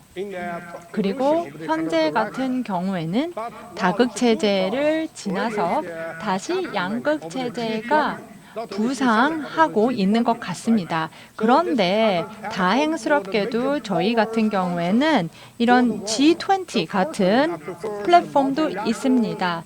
그래서 저 같은 경우에는 다극 체제가 더 낫지 않나. G20 프레임워크와 같은 이런 다자 체계가 많은 다극 체제가 낫지 않나라고 생각을 합니다.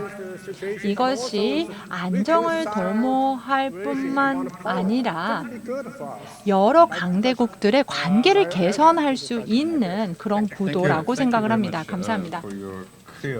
네. 굉장히 분명한 의견을 말씀해 주셨는데요. 해거드 교수님, 두 번째 질문에 답변을 좀 부탁드려도 될까요?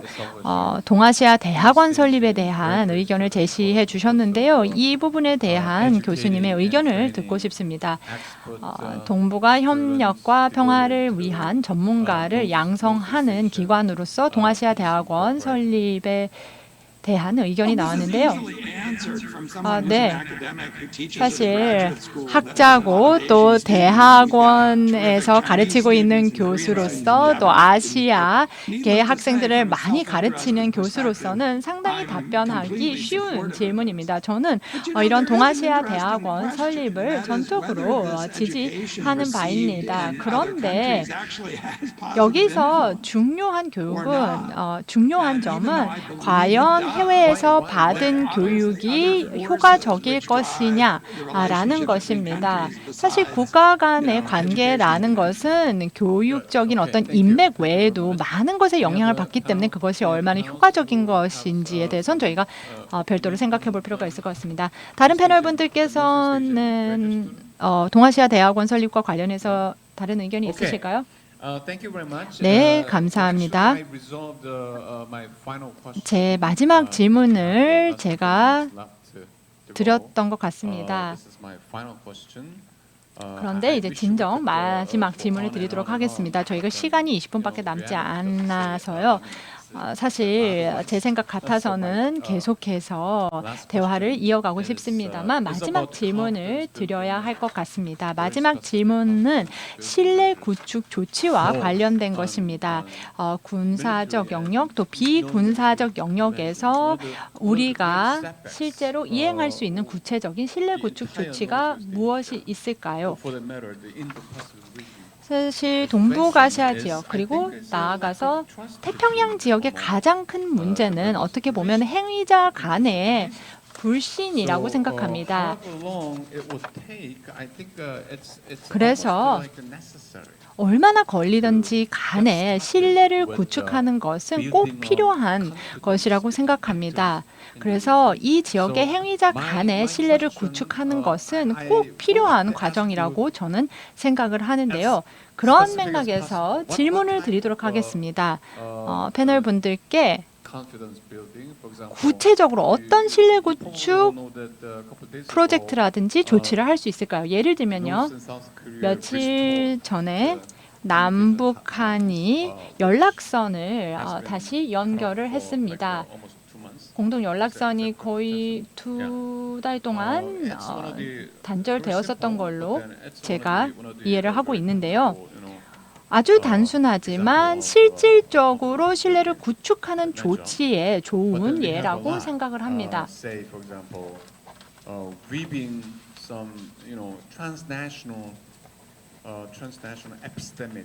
초국가적 인지 공동체를 설립하는 것도 하나의 구체적인 방안이 될 수 있을 것 같습니다. 아시겠지만 1972년에 ABM 조약 미소 간에 체결된 조약이었죠.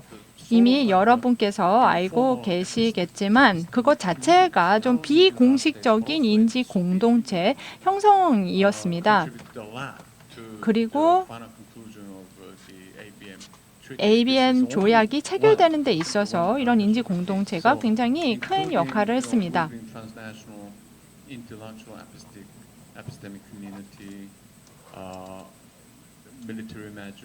또 어떤 군사적인 신뢰 구축 조치들이 있을 수 있겠고요.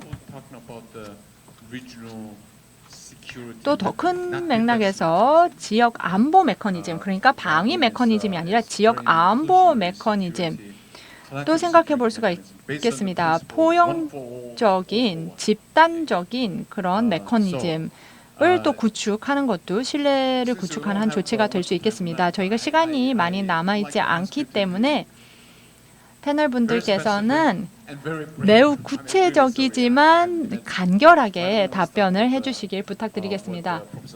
그러면 소혜야 교수님부터 답변 부탁드리겠습니다. 어떤 구체적인 신뢰 구축 조치들이 있을 수 있을까요? 네, 구체적인 것에 대해서 말씀을 하셨는데요. 사실 이 구축을 구체적으로 신뢰하면 굉장히 어떻게 보면 좀 전문적이고 기술적인 그런 요소들이 있는데요. 일단은 저는 실무자들이 서로 대화를 하는 게 중요하다라고 생각을 합니다. 그래서 예를 들어서 일본과 뭐 중국의 정치적인 관계가 좀 교착 상태다라고 하면은 그럴 때 실무자들이 계속해서 대화를 하고 뭐 양국의 군 관계자들이 대화를 하는 게 중요하다라고 생각을 합니다. 그래서 사실 좀 일반적으로 말씀을 드리면요. 저희가 신뢰에 대해서 이야기를 합니다. 많은 분들께서 신뢰와 그리고 신뢰 구축에 대해서 말씀을 해주셨는데요. 이 신뢰의 전제 조건이 있습니다. 즉 공감대를 형성을 해야 된다라는 것입니다. 지금 저희는 공감대가 형성되어 있지 않고 이것이 정말 심각한 문제라고 생각을 합니다. 지금 동북아 국가에 살고 있는 국민 간의 이런 공감대가 형성이 제대로 되어 있지 않습니다. 저희는 뭐 한일 젊은 세대 간의 그런 우호적인 관계에 대해서 이야기를 하는데요. 그 이유는요. 그들이 어느 정도 공감대가 형성이 되어 있기 때문이라고 생각합니다. 뭐 일본에서의 한류, K-팝, 뭐 한국 그런 드라마가 많은 인기를 얻고 또 문화적으로 젊은이들 간에 많은 그런 인적 교류가 일어나면서 이런 공감대가 형성이 되는 것이죠. 그렇기 때문에 공감대의 중요성에 대해서 말씀을 드리는 것입니다. 그런데 이제 정치 지도자들, 오피니언 리더들 간에도 공감대를 형성할 필요가 있습니다. 그런데 우리가 그렇다면 이러한 공감대를 어떻게 형성할 것인가가 참 중요한 질문이라고 생각합니다. 공감대 형성 없이는 신뢰를 구축을 할 수가 있습니다. 그리고 이제 제도적인 측면에서 봤을 때 저는 트랙 2를 활용을 하는 것이 좋지 않을까라고 생각을 합니다. 그래서 트랙 2를 통해서 좀 더 구체적이고 가시적인 그런 협력을 추구를 해야 된다라고 생각을 합니다. 그리고 한국의 국립외교원이야말로 이런 트랙 2 분야에서의 그 협력을 이끌어 나갈 수 있는 좋은 기관이라고 생각을 하고 앞으로 트랙 2가 점차 더 중요해질 거라고 생각합니다. 제가 인식 공동체에 대해서 얘기를 했는데요. 인식 공동체 안에 이런 네트워크를 갖다가 저희가 정착시키는 것도 중요하다라고 생각을 합니다. 네, 감사합니다. 네, 제가 알기로는 소혜야 교수님께서 특히 한국 음악을 좋아하시고 한류의 큰 팬이라고 알고 있습니다. 거의 한국 노래를 한 200개 정도 직접 부르실 수 있다라고 얘기를 들었습니다. 네, 다시 한번 교수님 지금 음소거를 해제해 주시기 바랍니다. 수라우 교수님. 네, 간단하게 세 가지만 말씀드리겠습니다. 첫 번째는 전적으로 동의한다는 겁니다. 기존의 이런 ABM과 같은 조약, 기존의 조약들이 지금 작동을 하고 있습니다. 뭐 비핵 확산이라든지 안보라든지 이런 것들을 다루고 있는 조약들이 이미 있습니다. 이런 것들을 저희가 잘 이행할 필요가 있습니다. 그리고 두 번째는 다자 안보 체제들이 지금 존재한다는 겁니다. ARF도 있고요. 그리고 트래크 2 안보 대화도 활성화되어 있습니다. 그래서 이런 다자 안보 메커니즘을 저희가 조금 더 활성화할 필요가 있겠습니다. 세 번째는 저도 인식공동체라는 개념을 좋아하고 또 중요한 개념이라고 생각합니다. 그렇기 때문에 동북아 국가들은 지속 가능한 평화 그리고 개발 이런 공감대, 공통점을 기반으로 인식 공동체를 구축하고자 하는 노력을 기울여야 될 것입니다. 그리고 이를 바탕으로 중국과 미국과 같은 강대국들의 어떤 화해를 도모하고 또 이 지역에서의 어떤 군사적 투명성을 제고할 필요가 있겠습니다. 또 소통을 좀 더 원활하게 할 필요가 있겠습니다. 그리고 안보 분야와 관련해서도 대화를 저희가 도모를 해야 되겠습니다. 그래서 이런 구체적인 조치를 통해서 저희가 긴장을 완화할 것이라고 생각합니다. 네, 가브예프 소장님. 네, 관여와 관련된 그 프로토콜들이 필요하다라고 생각을 합니다. 그래서 어디에서 어떤 사건이 일어났을 때 관여와 관련된 프로토콜을 저희가 수립을 하고요. 그 다음에 이제 핫라인을 구축하는 것이 중요합니다. 뭔가 사이버상의 사건이 일어났을 때 정보를 공유할 수 있는 핫라인을 구축을 하는 게 중요하고 저도 트랙 2와 트랙 1.5에 대해서 저희가 더 많은 투자를 해야 된다라고 생각을 하고요. 지금 중국이 군비 통제와 관련해서 아직 뭐 정식적인 뭐 협상을 참여를 하고 있지는 않습니다만 중국과 함께 이 군비 통제 분야에 있어서 협력을 좀 제고를 할 필요가 있습니다. 미국과 러시아에서도 얘기를 하고 있습니다. 중국이 준비가 되면은 관련 분야의 협상을 진행을 하고 조약을 체결하자. 네, 사실 신뢰 구축의 역설이라는 것이 있습니다. 신뢰 구축을 하기 위해서는 신뢰가 필요하다는 것입니다. 그래서 이 질문에 답변하기 위해서는 리스크를 먼저 파악할 필요가 있습니다. 제가 생각했을 때 지금 현재 가장 큰 리스크는 바로 대만 해협에 있다고 생각합니다. 그 대만 해협에서는 신뢰 구축이 저는 불가능하다고 생각합니다. 그리고 한반도에 대해서는 저희가 이미 언급을 했습니다. 마지막으로 중국이 가장 기여할 수 있는 부분이 남중국해와 관련해서 행동 강령을 수립하고 그것을 지키는 것입니다. 지금 관련 협상이 25년간 지속되었습니다. 이제 그만 마무리를 할 때가 되었습니다. 그래서 구속력이 있는 남중국해에서의 행동 강령을 수립할 필요가 있고 그렇게 된다면 그곳에서의 신뢰 구축이 가능하다고 생각합니다. 네, 통찰력 감사합니다. 매우 흥미로우면서 중요한 점을 지적을 해주셨습니다. 비안바스람 교수님. In case of this question, I would like to say 네, that 이 질문에 the 대한 first one is 답변을 PRK 드리도록 하겠습니다. seems to be aware that any aggressive use of weapons 북한은 지금 자신들의 무기를 공격적으로 사용하면은 재앙이 일어날 것이라는 것을 잘 알고 있는 것 같습니다. 근데 이제 저희가 과거에 그 정상회의를 비추어 봤을 때 정상 회의를 저희가 사전에 준비하는 것이 중요합니다. 즉 사전에 뭐 기술적인 미팅과 여러 가지 다른 그런 미팅들이 진행이 되지 않는다면은 실무급 미팅이 진행이 되지 않는다면 고위급 회의에서 또 컨센서스를 도출하는 것이 불가능하겠죠. 뭐 트랙 2와 여러 가지 그런 이니셔티브들이 있겠습니다만 동북아 지역에서의 문제는 과연 북한이 이런 이니셔티브에 참여할 것이냐라는 것입니다.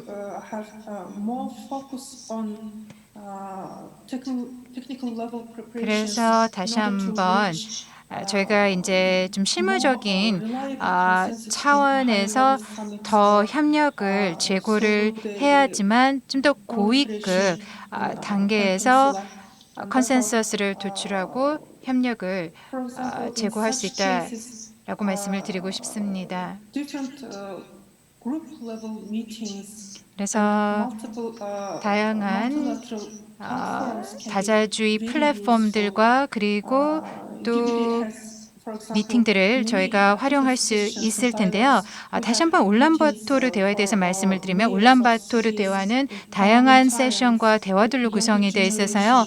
다양한 분들께서 참여를 할 수가 있습니다. 뭐 도시 시장님들, 의원님들, 뭐 청년들도 참가를 할 수가 있습니다. 그래서 다자주의 플랫폼을 이용을 하는 게 의미가 있을 것 같은데요. 동북아 지역에서 저희가 또 공공보건 안보와 관련된 이니셔티브를 시작을 하면은 팬데믹에 대응하는 데 도움이 될 수 있을 거라고 생각을 합니다. 특히 이제 한국 쪽에서 이러한 그 공공보건 안보 플랫폼에서 중요한 역할을 할 수 있을 거라고 생각을 합니다. 그리고 또 비상 상황에 대응하기 위해서 핫라인을 개선할 수 있겠죠. 핫라인을 통해서 정보를 공유할 수도 있겠습니다. 이렇게 하다 보면은 이제 각 국가 간의 정보도 또 통합이 되겠죠. 울란바토르 대화에서 저희가 여러 가지 이야기들을 했었습니다. 영내의 국가들 간의 그 관계를 강화하기 위한 여러 가지 프로젝트에 대해서 얘기를 했었습니다. 뭐 지역 에너지나 뭐 철도망 관련에 대해서 이야기를 했었는데요. 만약에 이러한 논의에 북한이 참여를 한다라면은 큰 도움이 될 것이라고 생각하고 저희가 한반도에서 평화를 구축하기 위한 좀 더 명확한 비전을 도출하고 또 한반도의 비핵화에 기여를 할 수 있다라고 생각을 합니다. 네, 말씀하신 것처럼 이 고위급 차원에서의 어떤 컨센서스 합의를 도출하는 게 중요합니다. 한국에 있는 또 국립외교원이 다음에 또 뭐 동북아 정상회의 개최를 또 주도할 수 있겠죠. 네, 교수님께 1분 5초를 드릴 텐데요. 빨리 이 부분과 관련된 논의를 정리를 해주시기 바랍니다. 사실 신뢰 구축이라는 것은 심리적인 부분도 있고 제도적인 부분도 있기 때문에 대단히 중요한 문제입니다. 그래서 심리적인 측면에서 보면은 신뢰를 구축하기 위해서는 보다 많은 지식을 바탕으로 공감을 할 필요가 있습니다. 흥미롭게도 동북아 지역에서는 다른 국가에 대한 지식이 좀 부족합니다. 상당히 많은 인적 교류가 있고 소통이 이루어지고 있지만 그럼에도 불구하고 또 세계화에도 불구하고 다른 국가에 대한 지식이 조금 부족하고 또 편견도 조금 있는 상황입니다. 또 제도적인 측면을 살펴보면요. 이미 기존에 많은 글로벌 규범과 원칙이 있다고 생각합니다. 이를 통해서 갈등을 해결할 수 있다고 생각합니다. 그래서 글로벌 이슈냐 지역적 이슈냐를 굳이 구분하지 않고 유엔이라든지 여러 국제 메커니즘을 통해서 갈등을 해결할 수 있다고 생각합니다. 그리고 마지막으로 이제 부상하고 있는 여러 가지 이슈들과 관련해서는 회색지대가 굉장히 많습니다. 군사 부문 같은 경우에는 뭐 예를 들면 무인 무기라든지 AI 전이라든지 이런 새로운 분야들이 있고 이런 분야에 대해서는 규제와 규범을 만들어 가야 합니다. 그런 규제와 규범을 만들지 않는다면 신뢰를 특히 새로운 분야에서 구축하기란 쉽지 않을 것 같습니다. 네, 감사합니다. 벌써 저희에게 주어진 시간이 다 되었습니다. 동북아 평화협력 포럼이 국립외교원에서 2014년에 처음 개최한 사실을 알고 계셨는지요? 지난 7년 동안 꾸준히 국립외교원은 외교부와 함께 동북아 평화 변형 포럼을 발전시켜 왔습니다. 그래서 국립외교원을 대표해서 저희가 앞으로도 계속해서 이러한 노력을 이어갈 것을 약속드리겠습니다. 동북아 평화 공동체 그리고 안보 공동체를 구축하는 데 있어서 꾸준히 노력을 해 나가도록 하겠습니다. 그 목표가 굉장히 요원해 보이고 또 이상적인 것 같아 보여도 여러 국가들의 전문가들과 함께 그리고 또 초국가적인 인식 공동체를 바탕으로 또 형성해 나아가면서 계속해서 이러한 노력을 경주하겠습니다. 여러분들의 지지 그리고 여러분들의 관심 없이는 저희가 이렇게 꾸준히 발전시켜 나가고 성과를 낼 수는 없을 것입니다. 그렇기에 마지막으로 계속해서 여러분들께서 관심을 가져달라는 부탁을 드리고 싶습니다. 오늘 이렇게 참여해 주신 것에 대해서도 감사의 말씀을 드리고 싶습니다. 여기 참여하신 모든 분들이 저희와 함께 인사이트를 나눠주시고 또 여러 가지 좋은 제안을 해주셨습니다. 그래서 국립외교원을 대표해서 감사의 말씀을 드리고요. 또 온라인 또 오프라인에서 함께 해주신 모든 참석자들에게도 깊은 감사의 말씀을 드리겠습니다. 감사합니다. Thank you, Professor Kim and speakers. 네, 좌장님 감사드리고 또 연사들께도 감사의 말씀을 드립니다. 이것으로 제1세션을 마치도록 하겠습니다. 제2세션 동북아 재난자유대응과 지역협력, 원자력 사고 대응을 중심으로는 1시 30분에 시작이 될 예정입니다. 1시 30분에 다시 모두 자리를 함께 해주시기 바랍니다.